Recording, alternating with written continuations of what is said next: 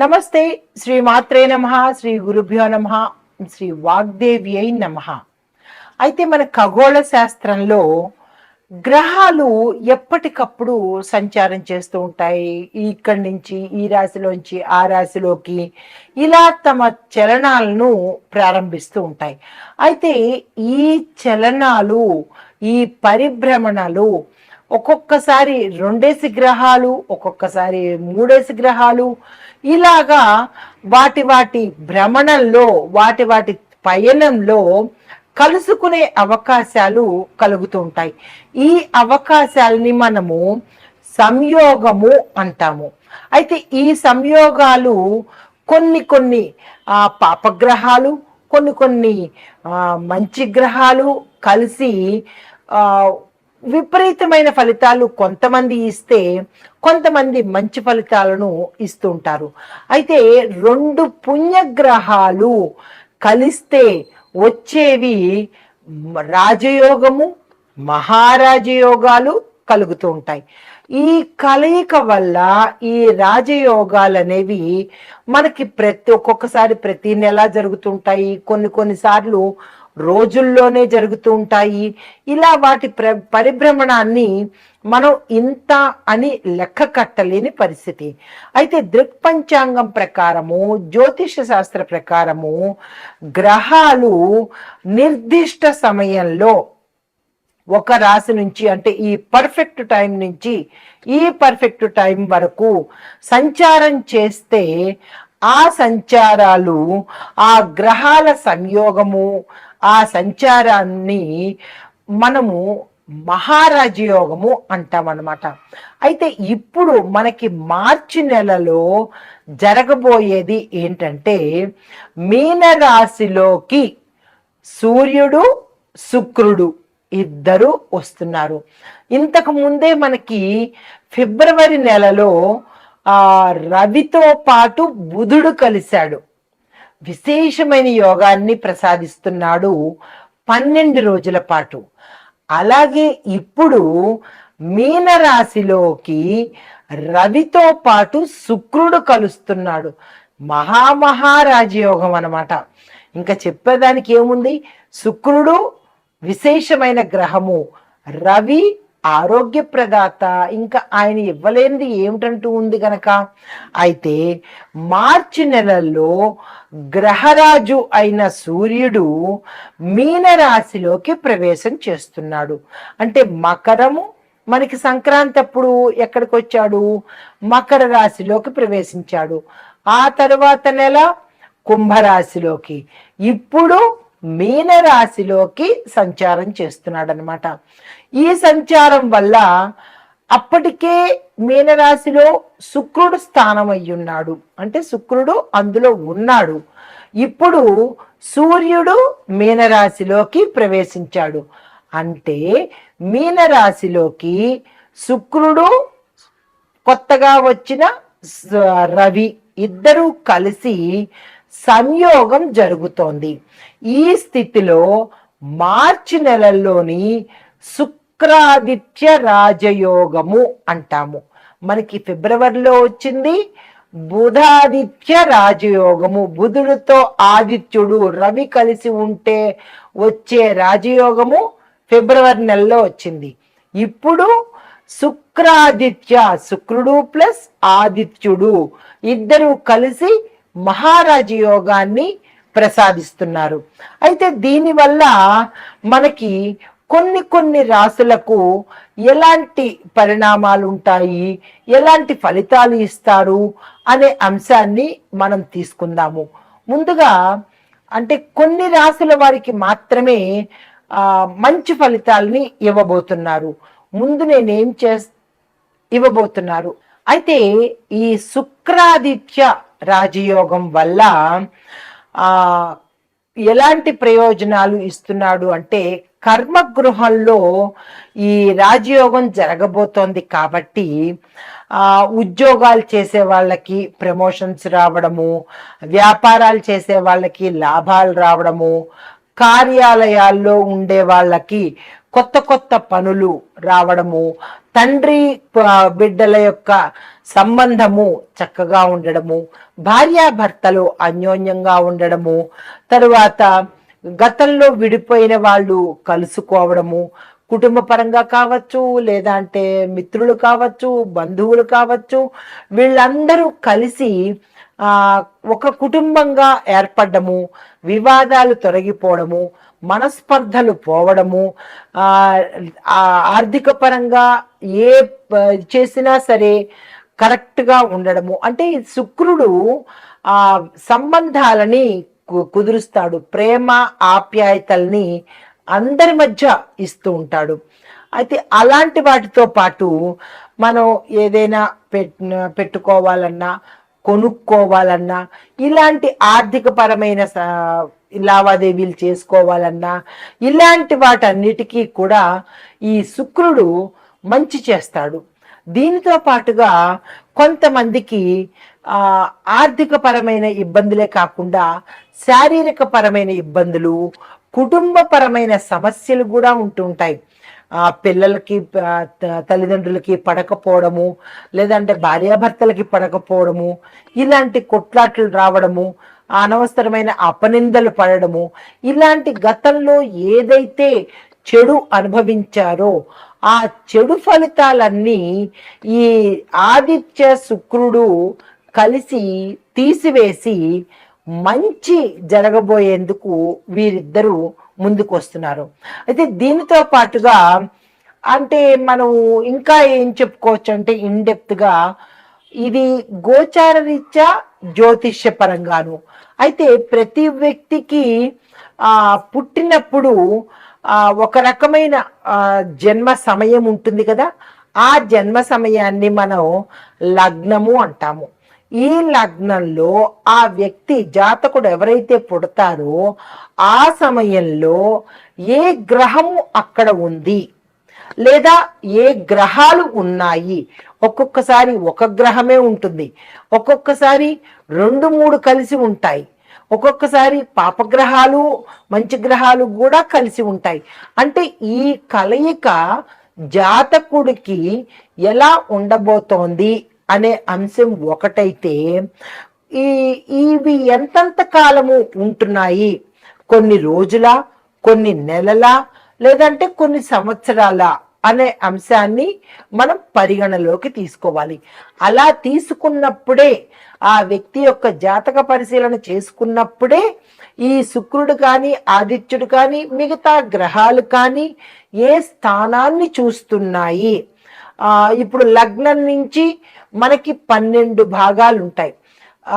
ఈ భావాలు ఏ భావాల్లో ఈ గ్రహాలు చూస్తున్నారు అంటే, వ్యాపారం చూస్తున్నారా, కెరియర్ చూస్తున్నారా, అంటే భార్యాభర్త కళత్ర స్థానం అంటారు, ఆ కళత్ర స్థానం సప్తమాధిపతిని చూస్తున్నాడా, ఆ సప్తమాధిపతిలో ఎవరు ఉన్నారు, ఇలాంటివన్నీ మనం పరిశీలన చేసుకుంటే వీరి ఇచ్చే ఫలితాలు మనకి ఆపాదించబడతాయి. అలా కాకుండా నాకు చెప్పారు ఇవి వస్తాయి అని నాకు రావట్లేదు ఏమిటి అని అనుకోకుండా, ఇవి గోచార రీత్యా జ్యోతిష్య పరంగా మనకి ఋషులు, పురుషులు, ఇలా మనకి జ్యోతిష శాస్త్రంగా మహామహులు, ఋషులు, పంచాంగకర్తలు వీళ్ళు అందించిన సమాచారము ఎప్పుడూ కూడా గోచార సమాచారమే అవుతుంది తప్ప వ్యక్తిగత సమాచారం కాదు. కాబట్టి దీన్ని మీకు ఎంత శాతము అన్వయించుకోబడుతుంది, దీన్ని వ్యక్తిగతంగా మనకి ఎంత శాతము అన్వయించుకోబడుతోంది, ఈ యోగము మనకి ఎంత కాలము ఉంటుంది, ఈ శుభయోగాలు, రాజయోగాలు, మహారాజయోగాలు మనకి ఎలా వర్తిస్తాయి అనే అంశాలను మనం ఒక్కొక్కటిగా మేషం నుంచి ద్వాదశ రాశుల వరకు, అంటే మేషం నుంచి మీనం వరకు అన్ని రంగాల వాళ్లకు, అన్ని రంగాలు అంటే విద్యార్థులు, విద్య, ఉద్యోగము, వ్యాపారము, వ్యవసాయము, వాణిజ్యము, పారిశ్రామికము, తర్వాత కుటుంబము, ఆరోగ్యము, రాజకీయ రంగము, ఐటీ రంగము, చిత్ర పరిశ్రమ, క్రీడాకారులు, ఇలా ఓ 12-15 మందిని మనం తీసుకుని వారికి ఎలా ఉండబోతోంది అనే అంశాన్ని విపులీకరంగా సవివరంగా నేను మీకు తెలియచేస్తాను. అయితే ఈ శుక్ర ఆదిత్య యోగము ఇంకా విపులీకరంగా దశ అంతర్దశల్లో కనుక చెప్పుకున్నట్టయితే, శుక్రుడు వీనస్, ఆదిత్యుడు అంటే సూర్యుడు ఇద్దరూ కలిసి అనుకూల స్థితిలో ఉన్నప్పుడు ఏర్పడే యోగాన్ని శుక్ర ఆదిత్య యోగం అంటారు. అయితే ఈ యోగం ఉన్న వ్యక్తులు సామాజికంగా గౌరవవంతంగా ఉంటారు, అధికార స్థానంలో ఉంటారు, శ్రేయస్సుని పొందుతారు. అంటే ఈ 3 యోగాలు ఈ యోగం వల్ల కలుగుతాయి. దీనితో పాటుగా ముఖ్యంగా కళలు, రాజకీయాలు, వ్యాపారాలు, ఆర్థిక రంగంలో ప్రాచుర్యం పొందే అవకాశాలు వీరు కలగజేస్తున్నారు. అయితే ఈ యోగం ఏర్పడడానికి అసలు కారణం ఏమిటి అంటే, శుక్రుడు సూర్యుడు కలిసి ఉన్న దశలో లేదా దశాంతరంలో కనుక లగ్నం నుంచి 2వ, 5వ, 9వ, 10వ స్థానాలు, దానితో పాటుగా 11వ స్థానంలో ఉన్నట్టయితే కనుక, మరీ ఎక్కువగా దోషాలు లేకుండా ఉంటే కనుక ఈ యోగము కలిగిన వ్యక్తికి ప్రభుత్వ హోదా ఉంటుంది, రాజకీయ హోదా కలుగుతుంది, వ్యాపార విజయాలు, కళల్లో కీర్తి ప్రతిష్టలు, సంపద, ఇలాంటివన్నీ కలుగుతాయన్నమాట. అంటే మీ యొక్క వ్యక్తిగత జాతక పరిశీలన చేయించుకున్నప్పుడు దానిలో ఈ స్థానాల్లో అంటే 2, 5, 9, 10, 11 ఈ స్థానాల్లో దోషాలు లేకుండా ఉంటేనే ఈ శుక్ర ఆదిత్య యోగం అనేది కలిసి వస్తుంది అనమాట. అయితే ఈ యోగం వల్ల ప్రభావితమయ్యే రంగాలు ఏవి అంటే కనుక, శుక్రుడు కళలకు, వ్యాపారానికి, లగ్జరీ లైఫ్కి, నాణ్యతకు, ప్రేమకు ఈయన అధిపతి అన్నమాట. ఇవన్నీ కలగజేసేది శుక్రుడు. తర్వాత ఆదిత్యుడు అంటే రవి ఏమిటేమిటి ఇస్తాడు అంటే కనుక, ప్రభుత్వ హోదా ఇస్తాడు, అంటే మంచి హోదా గల జీవితాన్ని ఇస్తాడు, అధికారం ఇస్తాడు, దీంతో పాటు నాయకత్వ లక్షణాలు, లీడర్షిప్ క్వాలిటీస్ కూడా ఈయన ఇస్తాడు. ఇది ఏ రంగాల వాళ్ళకి ఇవి ఉండబోతున్నాయి, ఈ యోగం ఎవరెవరికి ఉండబోతోంది అనేది కూడా నేను మీకు వివరంగా తెలియపరుస్తాను. ముందుగా రాజకీయ నాయకులు కనుక చూసినట్టయితే వారికి అంటే మొదటగా రాజకీయ నాయకులకు అధికారము, ప్రజాదరణ పొందుతారు.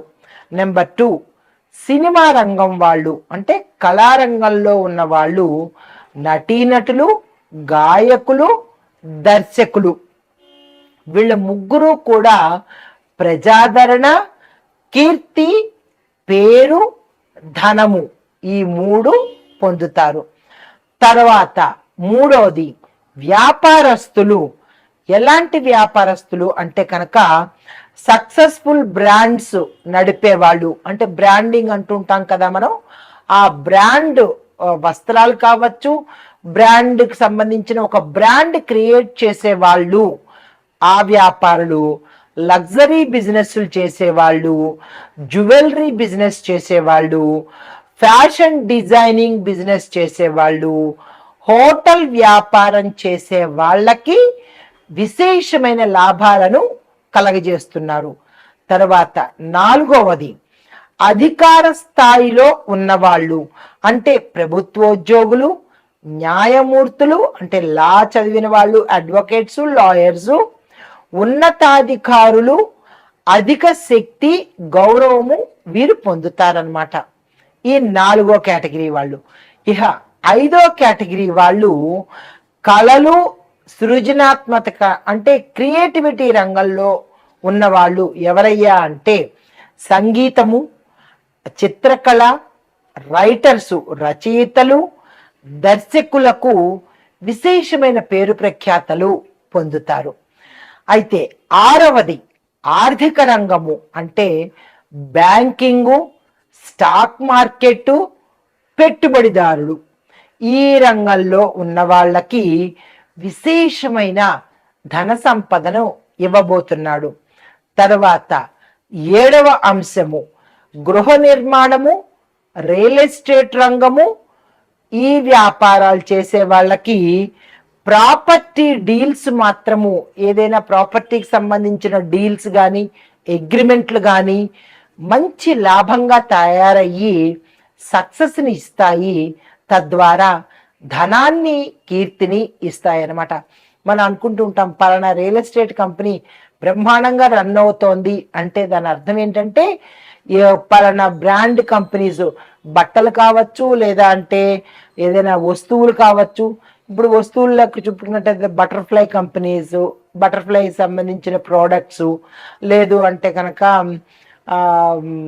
వస్తువులు చూసినట్టయితే, బట్టలు చూసినట్టయితే కొన్ని బట్టల బ్రాండింగ్స్ బ్రహ్మాండంగా ఉంటాయి. లాక్మే కానీ ఇలాంటి పెద్ద పెద్ద కంపెనీలకు శుక్రుడి యొక్క అనుగ్రహంతో పాటు ఇంత పేరు ప్రఖ్యాతలు కలుగుతున్నాయన్నమాట. అలాగే ఈ 7 విభాగాలలో ఉన్న వాళ్ళకి శుక్రాదిత్యంలో కలిగే విశేషమైన ఫలితాలు కలగబోతున్నాయి. దీనితో పాటుగా వీరికే కాకుండా ఈ 12 రాశుల వాళ్ళకి కూడా ఎలా ఉండబోతోందో చూడాలిగా. అవి మనం ఇప్పుడు ప్రస్తావన చేస్తాను. తదుపరి రాశి వృశ్చిక రాశి. ఈ వృశ్చిక రాశిలో ఉండే వారికి శుక్రాదిత్య రాజయోగం వల్ల ఎలాంటి ఫలితాలు వస్తున్నాయి, ఎలాంటి లాభాలు కలుగుతున్నాయి, ఎలాంటి దోషాలు కూడా ఉన్నాయో మనం పరిశీలన చేద్దాము.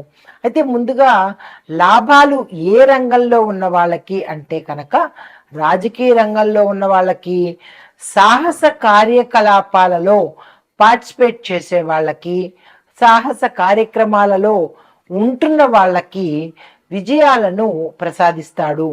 దీనితో పాటుగా మిగతా రంగాలకి కూడా వ్యవసాయ రంగము, తర్వాత వాణిజ్య రంగము, పారిశ్రామిక రంగాలలో ఉన్న వాళ్ళకి కూడా మంచి లాభాలను తెచ్చిపెట్టే అవకాశం ఉంది. కాబట్టి ఈ సమయాన్ని మీరు అస్సలు వృధా చేసుకోకండి. దీనితో పాటుగా కుటుంబ పరంగా శుక్రుడు విశేషమైన ఫలితాలను ఇస్తున్నాడు. శత్రువులను కూడా మిత్రులుగా చేస్తున్నాడు. అనుకూలమైన దాంపత్యంతో పాటు గతంలో కనుక భార్యాభర్తలు విడిపోవడము, ఎడముఖం పెడముఖంగా ఉండడము, లేదా పెద్దవాళ్ల వల్ల వీళ్ళు విడిపోవడము, దూరంగా ఉద్యోగరీత్యా వెళ్ళడము, ట్రాన్స్ఫర్స్ కుదరదు అని చెప్పి భార్య ఒకచోట భర్త ఒకచోట ఉండడము, ఇలాంటివన్నీ జరిగిన వాళ్ళకి ఈ సమయంలో వారి యజమానులు కనికరించి మీ భార్యాభర్తలు ఇద్దరు ఒక చోట ఉండండి అని ట్రాన్స్ఫర్స్ చేయడము, లేదు అంటే కనుక వీళ్ళ పెద్దవాళ్లే ఒప్పందం కుదిర్చి ఇద్దరిని కలపడము, శత్రువులు కూడా మిత్రులుగా మారి మీ పట్ల ప్రేమానురాగాలు కలగడము, బంధుమిత్రులలో మీరు గతంలో ఏదైనా వాళ్ళని అన్నా వాళ్ళు మిమ్మల్ని అన్నా అవన్నీ మర్చిపోయి ఇప్పుడు బంధుత్వము మరింత బలపడ్డము, కొత్త బంధువులు రావడము, ఇలాగా ఇల్లంతా సంతోష వాతావరణము, సంతోష శుభకార్యాలు చేసుకోవడము, శుభకార్యాలకు సంబంధించినటువంటి ప్రయత్నాలు చేసుకోవడము, నిర్ణయాలు తీసుకోవడము, భూములు కొనుక్కోవడము, ఇల్లు కొనుక్కోవడము, తర్వాత స్థిరచరాస్తులను దక్కించుకోవడము, కోర్టు పరంగా మీ వైపు సంతోషకరమైన తీర్పు రావడము, ఇలాంటి మంచి మంచి పనులన్నీ, మీరు ఊహించని పనులన్నీ, మీకు లాభాలు తెచ్చిపెట్టే పనులన్నీ ఈ సమయంలో జరగబోతున్నాయి. అయితే దోషాలు కూడా ఉంటాయి కదా. ఆ దోషాలు ఏంటంటే కనుక ఖర్చులు పెరిగే అవకాశము, తరువాత ఆరోగ్య సమస్యలు, ఒకంత కోపము కూడా వచ్చే అవకాశం కనబడుతోంది. అయితే ఖర్చులు పెరగడం వల్ల మీకే నష్టం కదా. ఎంత డబ్బులు వస్తోంది దాని ఒక పద్ధతి ప్రకారం ఖర్చు పెట్టుకోండి. అంతే తప్ప వచ్చిన డబ్బులు వచ్చినట్టుగా వస్తోంది కదా అని ఖర్చులు పెట్టుకుంటే తరువాత నష్టపోయేది మీరే కదా. తరువాత రెండోది, ఆరోగ్య సమస్యలు వస్తాయి. ఎందువల్ల అంటే ఈ విజయాలన్నీ మీవే అని టైం లేకపోవడము, ఆఫీసుల్లో కానీ లేదా మీరు పనిచేసే రంగంలో కానీ సమయం లేకపోవడం వల్ల అనారోగ్య సమస్యలు వస్తూ ఉంటాయి. దానితో పాటు సమయానికి తిండి తినకపోవడము, సమయానికి నిద్ర లేకపోవడం వల్ల కూడా అనారోగ్య సమస్యలు వస్తూ ఉంటాయి. కాబట్టి మీరు ఆ సమస్య పట్ల జాగ్రత్తలు తీసుకోండి. ఆరోగ్యం పట్ల జాగ్రత్త తీసుకోండి. ఎక్కడ పడితే అక్కడ తినడాలు కానీ, ఏది పడితే తినడం కానీ, ఇలాంటివన్నీ చేయడం మానుకొని సమయానికి తినడము, సమయానికి పడుకోవడము, ఇలాంటి పనులు చేసినట్టయితే కనుక అనారోగ్య సమస్యలు మీ దగ్గరికి రావు. అయితే మరొక విషయం ఏంటంటే, కుటుంబ పరంగా కొంతమంది ఎదుటివారి చెప్పుడు మాటలు వినడము, లేదంటే మూడో వ్యక్తి ద్వారా మీ కుటుంబాల్లో కలహాలు వచ్చే అవకాశం కనబడుతోంది. దాన్ని జాగ్రత్తగా మీరు చూసుకోండి. మా కుటుంబానికి ఏం చాలా బ్రహ్మాండంగా ఉందని మీ రహస్యాలన్నీ ఎదుటి వాళ్ళకి చెప్పుకున్నారనుకోండి, అది మొదట్లో వినడానికి బాగున్నా కానీ తరువాత అది మీకే వికటించే పరిస్థితి ఏర్పడి కుటుంబాలు విచ్ఛిన్నమయ్యే పరిస్థితి ఏర్పడుతుంది. మీ అంతటా మీరుగా విచ్ఛిన్నం చేసుకుని తర్వాత ఇంకొకరిని అనుకోవడం సభ్యత కాదు. కాబట్టి ఇప్పుడే ఈ సమయంలోనే జాగ్రత్తలు పాటించుకోండి. అయితే మీకు చెప్పదగిన పరిహారం ఏంటంటే కనుక, రవి గాయత్రి మంత్రాన్ని 108 సార్లు, గాయత్రి మంత్రంలో రవి గాయత్రి ఉంటుంది, ఆ మంత్రాన్ని 108 సార్లు తప్పనిసరిగా చదవండి. వినడం కాదు, చదవటమే. దీనితో పాటుగా ఎప్పుడైతే మీరు రవి గాయత్రి చదువుతున్నారో ఆ సమయంలోనూ, అంటే ఆ రోజు ఆదివారం రోజు తప్పనిసరిగా మాంసాహారాన్ని ముట్టకండి, మద్యాన్ని తీసుకోకండి, బ్రహ్మచర్యాన్ని పాటించండి. ఎందుకంటే సూర్యుడు చాలా ఎంత స్ట్రిక్ట్గా ఉంటాడంటే ఆయన అనుగ్రహంలోనూ అంతే ఉంటాడు, పనిష్మెంట్ ఇవ్వడంలోనూ కూడా తత్సమానంగానే ఉంటాడు. కాబట్టి చాలా జాగ్రత్తగా మెలగాలి ఈ రవిగ్రహం దగ్గర.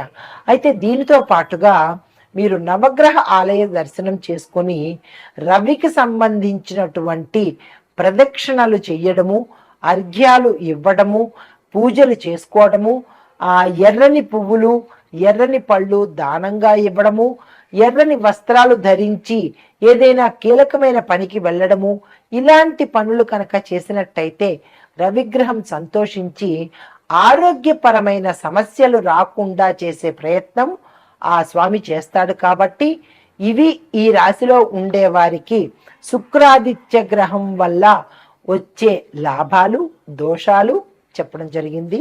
నమస్తే. అయితే ఇప్పుడు మనము ప్రతి ఒక్క రాశికి ఎట్లా ఉండబోతోందో చూసుకున్నాం కదా.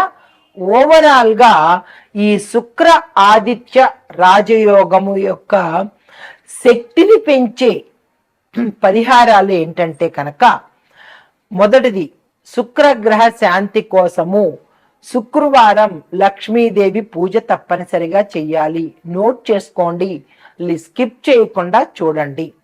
తరువాత తెల్లని వస్త్రాలు తప్పనిసరిగా ధరించాలి. తరువాత వృశ్చిక రాశి వారికి శుక్రగ్రహ శాంతి తప్పనిసరిగా చేయించుకోవాలి. ఇది మొదటి పాయింట్. రెండో పాయింట్, సూర్యుడు బలంగా ఉండాలి అంటే కనుక ఉదయము సూర్య ఆరాధన తప్పనిసరిగా చేయాలి. సూర్యోదయ సమయానికి సూర్యుడి ఆరాధన చెయ్యాలి. దానితో పాటుగా ఆదిత్య హృదయాన్ని తప్పనిసరిగా పారాయణ చెయ్యాలి. మూడోది, ఆదివారాలు అంటే ప్రతి ఆదివారం కూడా ఉప్పు లేకుండా ఆహారాన్ని తీసుకోవాలి. ఉప్పుని మీ ఆహారంలో చేర్చకూడదు. తరువాత ఆదివారాలు అంటే ప్రతి ఆదివారము ఉప్పుని మీ ఆహారంలో లేకుండా చూసుకోవాలి. ఈ రెండు పరిహారాలు, ఈ లోపల చెప్పిన చిన్న చిన్న పరిహారాలు కూడా మీరు తప్పనిసరిగా పాటించుకోవాలి. అయితే ఈ పరిహారాలు పాటిస్తే కనుక శుక్ర ఆదిత్య రాజయోగము పూర్తి శక్తివంతంగా పనిచేస్తుంది. ఇందులో మీరు ఏ ఒక్క పరిహారము పాటించకపోయినా మాకు ఫలితాలు రాలేదు, ఎందువల్ల మీరు తప్పు చెప్పారా లేకపోతే శాస్త్రమే తప్ప అనే ప్రయత్నం చెయ్యకండి. మీరు తప్పు చేసి మీరు పాటించకపోగా శాస్త్రాన్ని తప్పు పట్టే హక్కు మనకి లేదు కదా.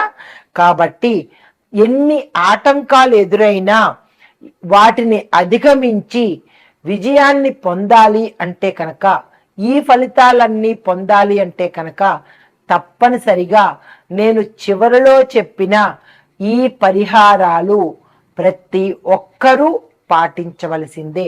ఇందులో ఎక్సెప్షన్ లేదు, డిస్కౌంట్ లేదు, అమెండ్మెంట్స్ కూడా ఏమీ లేవు.